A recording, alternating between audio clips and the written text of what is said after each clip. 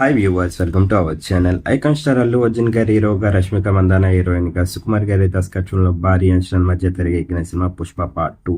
Part 1 release అయినప్పటి నుంచి part 2 పైన అభిమానులు అయితే మాత్రం భారీ అంచనాల్ని క్రియేట్ చేసుకున్నారు.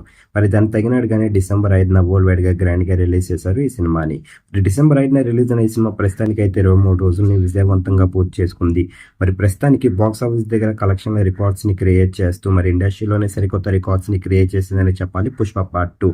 మరి ప్రస్తుతానికి అయితే 23వ రోజుకి సంబంధించిన కలెక్షన్స్ విషయానికి వెళ్తే 2 తెలుగు రాష్ట్రాలతో పాటు వరల్డ్ వైడ్ గా కూడా సాలిడ్ కలెక్షన్స్ ని రాబట్టింది. మరి వరల్డ్ వైడ్ గా 23వ రోజు 19 కోట్లని వసూలు చేసింది. మరి సాలిడ్ కలెక్షన్స్ ని రాబట్టిందనే చెప్పాలి 23వ రోజు కూడా.